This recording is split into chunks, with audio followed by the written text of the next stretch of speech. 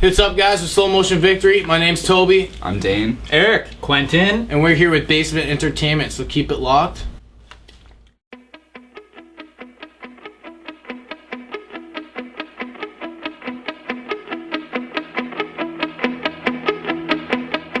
Hey, this is Amy from Basement Entertainment, and I'm here with Slow Motion Victory. How's it going? Pretty good. How are you doing? I'm great. You guys are on my couch. Yes, we are. Nice couch. It's better than the van, you know. It's got some, some nice spring to the seats here. Anything's better than the van. You've been in there for 6 hours. Yeah. Okay, so ever since I started interviewing bands, I love asking how they came up with their name. So how did Slow Motion Victory come about? It's a tricky one. It was, I was in a weird state, in a weird place in my life, and I was just in transitions of bands, and finally came around and met up with some old friends from high school and old friends that we started to make music with, and we're kind of like, after all the places I've been to and traveled, what's it all come down to? And it was kind of like, for lack of better words, it's been a slow journey to the top, you know what I mean? So Slow Motion Victory kind of originated from that, I guess, is That's a good explanation. Yep. So how did the original members of Slow Motion Victory meet, and how did the band essentially start? Fan clubs? No. Well, if we want to go from the beginning, Eric was a part of the old school SMV, which are all different members, except the only two, I guess, were these two. And then Eric bounced, unfortunate. And then me and Toby started jamming acoustically. And making hits. Yeah, writing the cool stuff, like in the cold, wintry months, I remember. And yeah, just waited around.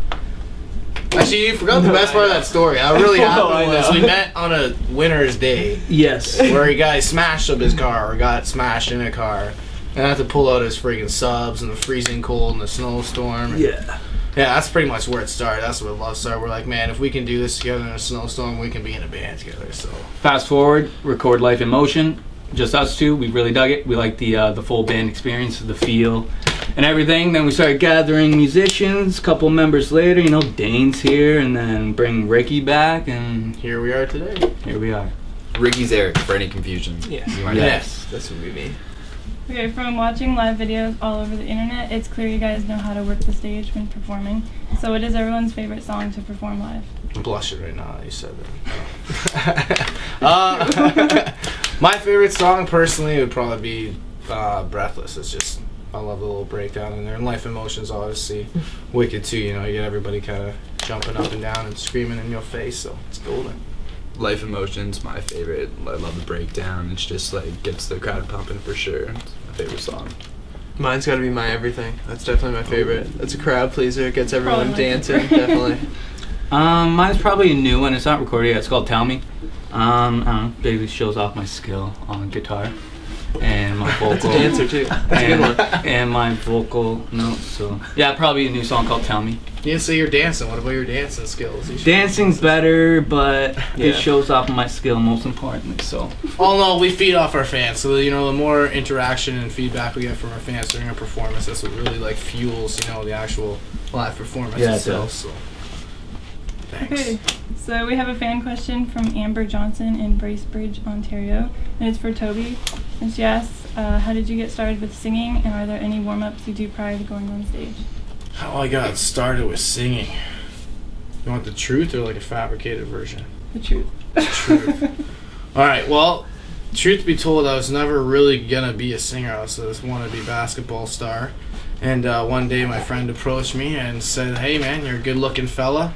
You can sing half good, and if you practice, maybe you'll be something someday. And I kind of went from there and was like, hey, you know what? If ladies think you're cute and you can sing half decent, hold a tune, and that's kind of how it came. And then met all these lovely gentlemen that are sitting beside me, and we kind of made something of it. So, and as for what was it?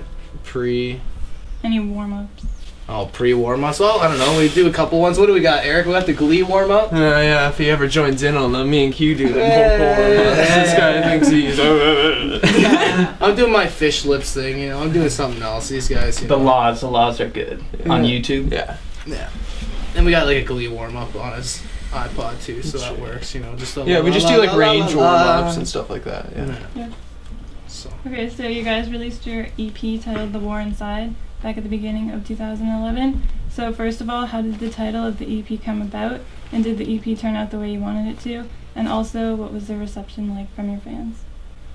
The name of the EP came from pretty much a lot of like self-doubt, a lot of self-conflict, a lot of like eternal battles you have with oneself, I guess along this journey that you call music. So it's just kind of like getting it out and putting it down on paper and kind of expressing it through music and stuff. So that's kind of where like the War Inside kind of was born. As far as how the record turned out, I mean, every musician and artist out there, I'm sure, can always say like, there's better. But as far as we're concerned, I think the record came out almost exactly how we wanted it to come into play, and the reception has been great. I mean, like, it's our first time around, like hopefully our fans continue to support us with our first full-length record, which will come out probably early next year. And yeah, we'll see where it goes. Mm-hmm.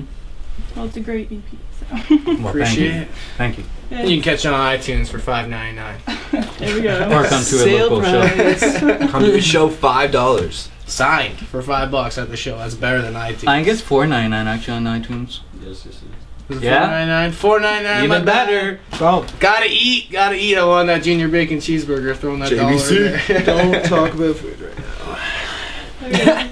So I've been listening to your EP online over and over again, and I can honestly say it's probably one of my favorites of this year. So every single song is insanely catchy, and I absolutely love the lyrics. So where do you draw inspirations for new lyrics? It's like pretty much just like, I don't know, it's the music's so true to all of us as, individuals and stuff. The lyrics just come easy, from like life experiences and, your ups, your downs, your trials, your tribulations, everything like that. You kind of just like grab like pieces here and there and kind of just put them together, you know what I mean? Like, it's what the War Inside pretty much is, you know what I mean? Your life's trials and tribulations all in a nutshell. Okay, so these days there are so many bands, and it seems to be getting harder to distinguish yourself as a unique band. So what makes your band different from other bands? I think we try to interact with our fans a lot more. Like, for example, in the new year, we're going to have like a marketing plan that we're going to release on all of our like sites, and fans can go on and see, like, for example, Toby like singing Life in Motion and actually see how he goes about doing it, and watch like me play bass or like the guitar players do certain individual parts. And I think we like just try and stretch out as much as we can. Like, obviously we can't do like a full amount or everything we'd like to do, but like with Twitter and stuff, and like getting back to their emails and such, and hanging out with them after shows and stuff, like I think that's a big part of it in the industry these days. Anyone else add to that? Well, what makes us unique is that we're real. There's a lot of fabricated bands out there and stuff that are just kind of thrown together by labels and producers, et cetera, and I mean, like, yeah, I can't say we're perfect, because I mean, obviously we haven't won 5 Grammys and 28 Junos yet. Let's put that on hold, but it's a working experience. I mean, like, the biggest thing I think that makes us unique is that we're different, we're real. Like, so you guys saw much music. We're not some Barbie band. If that makes sense. True that. Yeah, no, I know what you mean. Yeah, it's not like matted down with production value. I agree. I feel we're kind of pretty true. Like we fight, we have emotions. We laugh, we cry, we hurt, it's all there.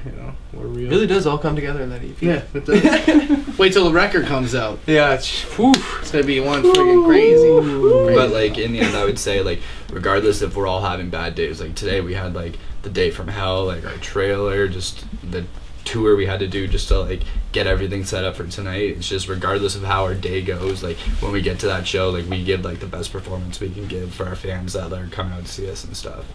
Even so, on a 98-cent of Mr. Noodles. Yeah, diet. Okay, fan question number 2 is from Nathan Heald in Kitchener, Ontario, and he's actually in the new Kitchener band Bad Example, and they formed earlier this year. And his question is, what advice do you have for up-and-coming bands?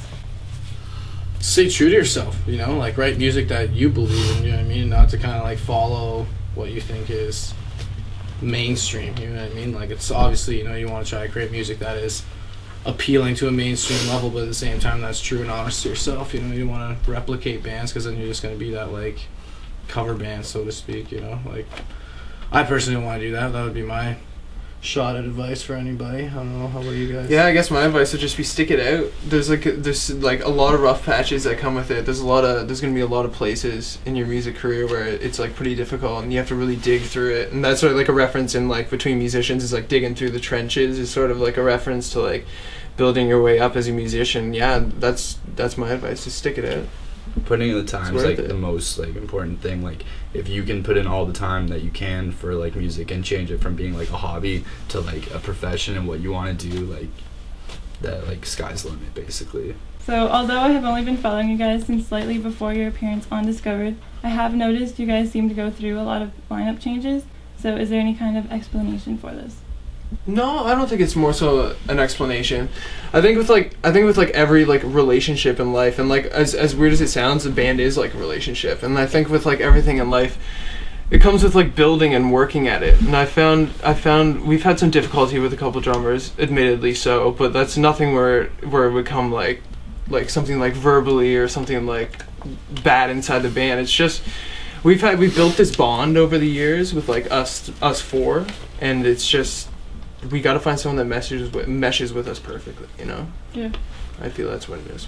It's a brotherhood, you know? Like it's like a lot of people think it's just like a band as a hobby, you know what I mean? Like we don't want it to be a hobby, we want it to be a career, a job, you know what I mean? Something where we all have to have each other's backs, you know what I mean? Like when you hit the real world, when you're touring every day, you know what I mean? Like 200 days a year and stuff like that's the dream, and the bands that are fortunate enough to do that, they can tell you firsthand, you know? You got the only people you got to rely on at the end of the day are the guys sitting next to you, you know? That's it. So, you know, if you can't get along with them sitting in a room, you know, like there's no use in extending it out for various periods of time and just extending the pain. So it's also like a money factor. A lot of people are in broke. a lot of people in our age group that we're trying to get like adapt into our band is a lot of people that are living on their own and just trying to find a way, and like getting to our jam spot is like can be an issue sometimes. It's just financial stuff. Life, it's a commitment, you know what I mean? Like it's to be in a band that's successful, you have to pretty much commit your life to it and not have backup plan, aka girlfriend, school, you know, careers, chance at a real life. It's jail. With guitars and drums.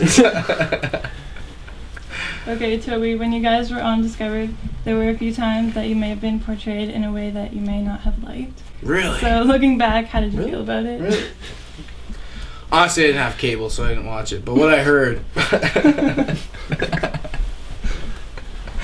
No, I'm joking. I watched a couple episodes. But, yeah, you know what? Like, again, like I said, it comes down to being real, you know? That was real. Like, I was emotionally distraught, you know what I mean? It's a lot of pressure, you know what I mean? Like, to have cameras in your face is a brand new experience, you know what I mean? When you're trying to go through something entirely new for a group of guys, you know what I mean? You're trying to follow your heart and your, you know, directions that you set out before yourselves, and then to kind of, like, be overwhelmed with camera crews and, like, producers and, like, you know, people that's pretty much trying to pull you in 15 different, you know, directions kind of got to me. So, you know, unfortunately, some people got to witness that on TV. So I also kind of felt like they took away. There were so many moments in them taping us in that series where there was so many like moments where we just like we're came together and we were just like a group and like made us look good. Like I mean, they showed all these other bands doing all these amazing things and then they didn't like. Yeah. We had those moments too. You know what I mean? Just because we are actually strong-headed and like talk to each other, you know what I mean? Apparently that's just, you know, whatever. That's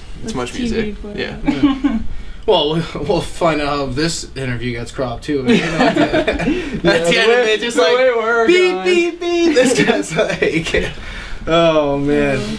But yeah, like I said, it just comes down to being real again. You know what I mean? Like that was me. You know, I got suckered into a bad day, you know. I was just having a bad day and it was on TV, and they turned one bad day into an entire season, which is unfortunate for our viewers, our fans, the guys in our band that went through the experience, you know what I mean? Because like Eric said, there was a lot of great footage that, you know, our fans and the like had no chance to see, you know. So okay, our next video question is from Heather in Calgary, Alberta, and here it is.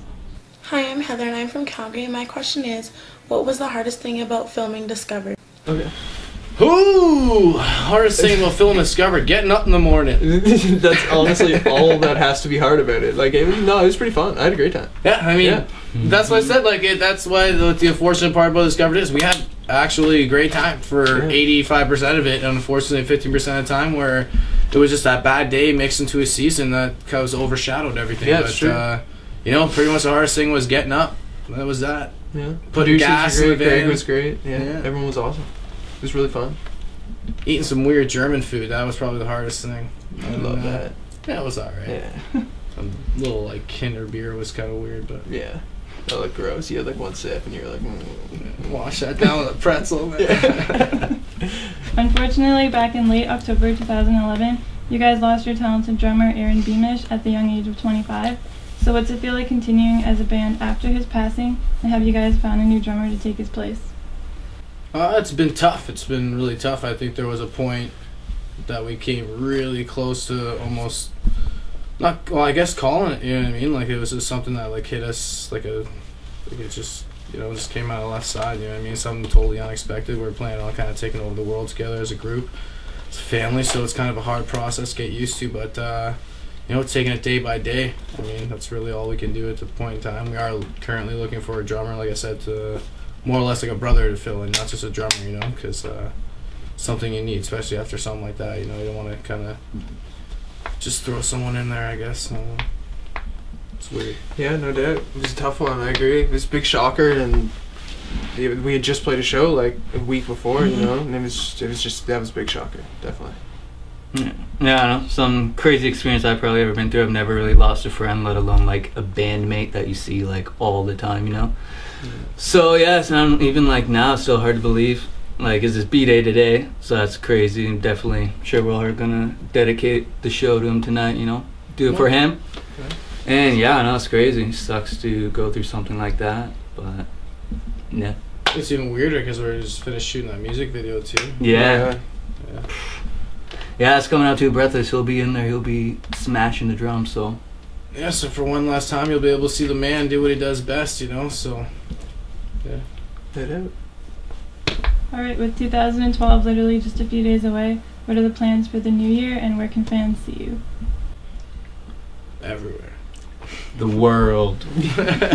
2012, we're literally going to expand to a level that we have not even, even touched yet as a band yet, which is going to be exciting for us because it's going to allow us to interact with our fans on a more consistent basis. You know what I mean? We're going to try to provide our fans with content almost every single day, you know what I mean, on various platforms like Facebook, MySpace, Pure Volume, etc. Try to reach out and do weekly podcasts on Stick AM, the days to be determined. I don't know if it's going to be like a Wednesday or a Friday or something like that, but we're going to have a day situated where we're going to be able to do just this, have a live interview with our fans across the world and on the World Wide Web. So that's just, I guess, the tip of the iceberg. I guess there's some other things too about covers and whatnot.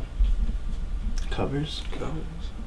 For me personally, I want everyone to be stoked about the music that we have coming out. Because, I don't know, we've been working fairly hard on music, so, I don't know, I think it's like the next level of SMV musically, so I don't know, I'm pumped for all you guys to just hear what that sounds like. Because, I don't know, personally, I'm pumped on it. I think it's going to be sick. I agree. And as for seeing us live, definitely we have probably some huge tours getting lined up right now. Definitely start off in North America and work our way over to the States. Our light shows, all Oh, that jazz. yeah. Just picked up some more lights, so in 2012 when we have our light rigs all set up and looking fancy, Oh, we'll be goodness. blinding the shit out of everybody. It'll be good. It'll be good. Yeah. I'm excited. Expect big things. Alright. So thanks for dropping by tonight, and I can't wait to see you guys in basically a couple hours on stage. Well, Yeah, thanks awesome. for having Thank us. you. It's a very nice experience. So what's up, guys? We're Slow Motion Victory. Thank you guys so much for checking us out on Basement Entertainment. Big shout out goes out to Amy, Emily, and Jim for hooking this up, and we'll be catching up with you guys next time. Till then, stay sweet. Check you later.